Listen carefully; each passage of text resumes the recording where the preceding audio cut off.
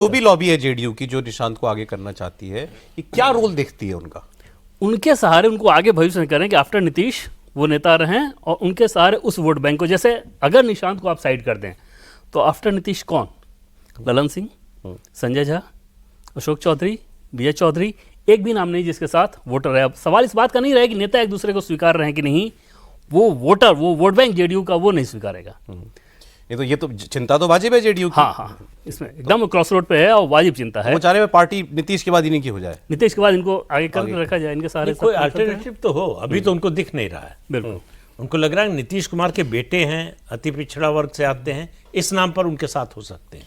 शिवराज जी, निशांत जी के बारे में कुछ सुना है आपने? पॉलिटिक्स में आ रहे हैं क्या, मतलब उनके बारे में क्या चर्चा है नहीं है? देखिए, जो बात देवेंद्र जी ने कही वो बात बिल्कुल ठीक है कि निशांत जी की जो छवि रही है वो हमेशा से लो प्रोफाइल रहे हैं। वो कभी भी उनके पिता इतने वर्षों तक सीएम रहे, कभी भी वो पब्लिक आई में नहीं रहे। इनफैक्ट मीडिया को अवॉइड करते रहे और बहुत शालीनता से अवॉइड किया। वो सारी चीजें ठीक है। ये भी बात सही है कि वोट बैंक साधने वाली जो बात है या नेक्स्ट लाइन ऑफ लीडरशिप वाली बात है, उसमें निशांत कुमार फिट बैठते हुए दिख रहे होंगे पार्टी के अंदर। लेकिन मुझे ऐसा लगता है कि यहाँ के बाद, इसके पहले भी हमने चर्चा की थी जेडीयू पे कभी, तो मैंने कहा था कि ये नीतीश कुमार के बाद जेडीयू का क्या होगा, इस पे गहन चिंतन मंथन करने की जरूरत न केवल पार्टी को है बल्कि बिहार को भी है। क्योंकि ये सिर्फ नीतीश कुमार के लिए क्रॉसरोड्स का चुनाव नहीं है, ये बिहार के लिए क्रॉसरोड्स का चुनाव है। अभी मैं आने के पहले एक वरिष्ठ पत्रकार से बात करी थी जो कि किताबें, मतलब जिन्होंने बिहार के ऊपर बहुत सारी किताबें लिखी हैं, और उनकी जो एक बात है जो मेरे दिमाग में गड़ गई वो ये थी कि वो नीतीश जी जो डिक्शन के लिए जाने जाते थे, पॉलिटिकल डिक्शन के लिए जाने जाते थे, वो आज शब्द ढूंढ रहे हैं।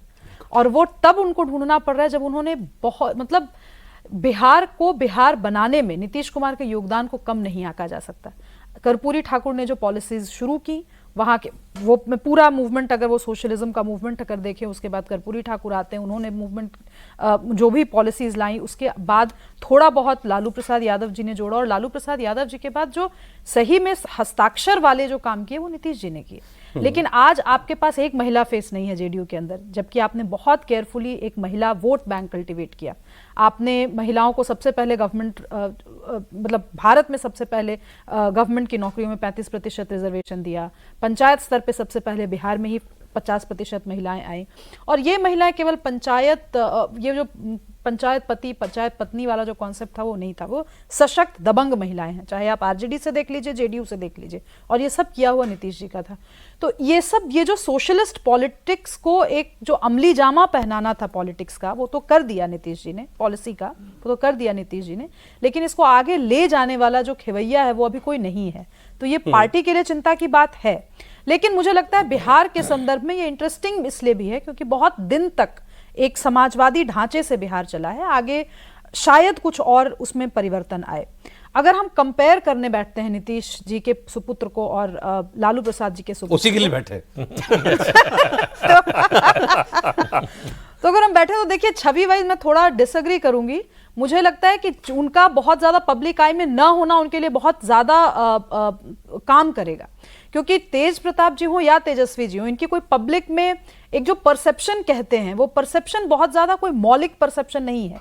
तेजस्वी यादव जी ने लालू प्रसाद जी की नीतियों को ही फॉलो किया, उन्हीं के नक्शे कदम पर चल रहे हैं। इनफैक्ट आज भी वो सिग्नेचर स्टैंप जब तक नहीं लग जाता है लालू प्रसाद जी का, तब तक, प्लीज करेक्ट मी अगर मैं गलत हूं तो, जब तक लालू जी नहीं बोलते उनका पत्ता नहीं खड़कता है।